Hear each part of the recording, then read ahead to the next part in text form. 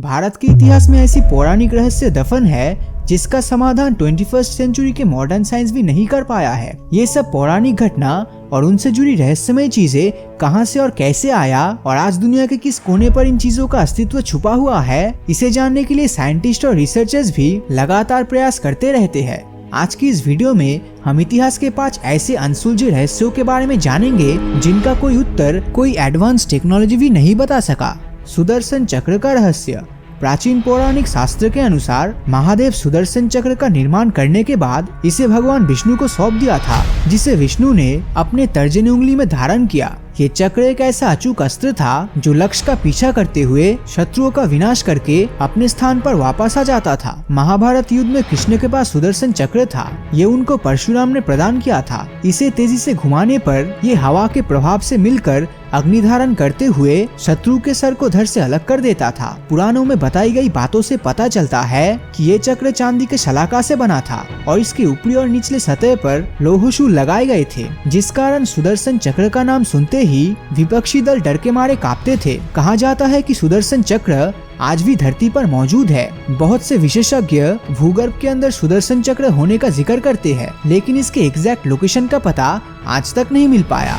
हालांकि सुदर्शन चक्र से इंस्पायर होकर साइंटिस्ट ऐसे मिसाइल्स बनाने में कामयाब हुए हैं जो अपने लक्ष्य पर जाके हमला करके वापस लौटने में सक्षम होते हैं। कर्ण के कवच और कुंडल। महाभारत में कर्ण का जिक्र न सिर्फ अपने दानवीरता बल्कि अपने शक्ति, प्रभाव और पराक्रमी योद्धा के रूप में भी किया जाता है। कर्ण माता कुंती और सूर्यदेव के पुत्र थे। उनके शरीर में जन्म से ही एक खास कवच और कुंडल लगा हुआ था, जिस कवच और कुंडल की वजह से कोई भी ताकत, यहाँ तक कोई देवता भी कर्ण को नहीं मार सकता था। महाभारत युद्ध में कर्ण का मुकाबला करना किसी के लिए संभव नहीं था, क्योंकि उसके पास कवच और कुंडल थे। ये बात पांडवों को नुकसान पहुंचाता, इसलिए पांडवों और देवराज मिलकर कर्ण के कवच और कुंडल उनके शरीर से अलग करके उन्हें हराने का सोचा और छल से कर्ण से उसका कवच और कुंडल ले लिया। ऐसा कहा जाता है कि आज भी ये कवच और कुंडल ओडिशा के निकट स्थित कोणार्क मंदिर के पास किसी जगह पर सुरक्षित है, लेकिन कोई भी जगह पे जाके उस कवच और कुंडल को नहीं ले सकता, क्योंकि इस जगह की रक्षा कोई इच्छाधारी सांप करती है जो किसी भी इंसानों को जिंदा इस कवच तक नहीं पहुंचने देगा। तिब्बत के यमद्वार का रहस्य। प्राचीन काल के अखंड भारत के हिस्से में रहने वाला तिब्बत, जहां चाइना का अधिकतर कायम है, वहां के दार्जिलिंग प्रदेश से 30 मिनट की दूरी पर यमलोक का द्वार मौजूद है। ये द्वार पवित्र कैलाश पर्वत के रास्ते में पड़ता है, इसलिए इस जगह का परिक्रमा करने के बाद ही कैलाश यात्रा शुरू होता है। हिंदू माइथोलॉजी के अनुसार यमराज मृत्यु के देवता है। ऐसा कहा जाता है कि जो भी इंसान रात में इस यमद्वार पर रुकता है वो जीवित नहीं लौट पाता, और ऐसे बहुत से घटनाएं भी घट चुकी है, परंतु इन घटनाओं के पीछे छुपे रहस्य का खुलासा आज तक नहीं हो पाया। बौद्ध लामा इस जगह को मोक्ष स्थल मानते हैं। उनका मानना है कि अगर कोई इंसान इस जगह पर प्राण त्यागता है तो उन्हें मोक्ष प्राप्ति होगी, इसलिए बीमार बौद्ध भिक्षु यहाँ पर आके जीवन का अंतिम सांस लेते हैं। तिब्बत में ये यम द्वार बहुत ही ज्यादा लोकप्रिय स्थान है, लेकिन यहाँ पर इस मंदिर नुमा यम द्वार को किसने, कब और किस कारण बनाया, इसकी कोई भी जानकारी आज तक हासिल नहीं हो पाया है। बिगफुट का रहस्य।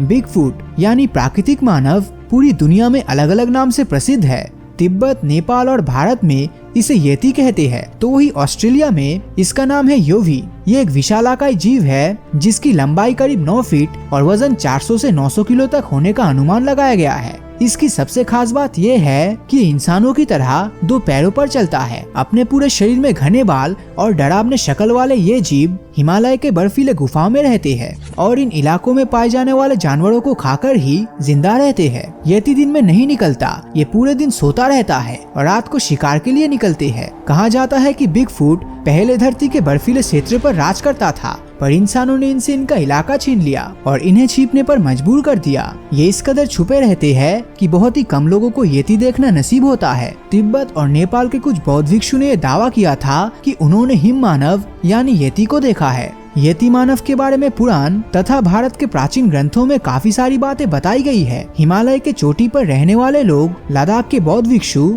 और नेपाल और तिब्बती लोग येती मानव होने पर विश्वास करते हैं, पर आज तक येती मानव के धरती पर होने का कोई पुख्ता सबूत किसी के हाथ नहीं लगा। संजीवनी बूटी का रहस्य।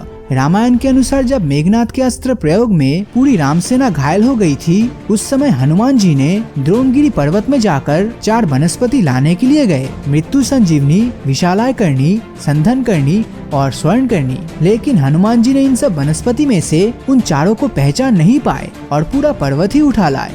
और इसी संजीवनी बूटी के माध्यम से लक्ष्मण को वापस नई जिंदगी दी गई थी। और इन 4 संजीवनी बूटी में से मृत संजीवनी सबसे महत्वपूर्ण है, क्योंकि इसके माध्यम से जानलेवा बीमारी से जूझ रहे लोगों की जानें बच सकती है। भारतीय वैज्ञानिकों ने हिमालय के ऊपरी हिस्सों में एक अनोखे पौधे की खोज करी है और ये पौधे कुछ ऐसे तरीके से काम करता है जो हमारे इम्यून सिस्टम को रेगुलेट करता है और रेडियो एक्टिविटी से काफी हद तक बचाता है। और इसी के साथ हमें यह सोचने पर मजबूर करता है कि क्या रामायण में जो संजीवनी बूटी का जिक्र किया गया था, क्या वो सच में आज भी वहाँ मौजूद है? इस बारे में आपकी राय नीचे कमेंट करके जरूर बताएं। और अगर ये वीडियो आपको अच्छा लगा हो तो इस वीडियो को लाइक और अपने दोस्तों के साथ शेयर करना मत भूलना। और अगर अभी तक आपने हमारे चैनल को सब्सक्राइब नहीं किया है तो सब्सक्राइब करके नोटिफिकेशन बेल को ऑन कर दीजिए, क्योंकि मैं ऐसी ही वीडियोस हर हफ्ते लाता रहता हूँ। तो मिलता हूँ आपसे अगले वीडियो में और हमेशा की तरह थैंक्स फॉर वॉचिंग।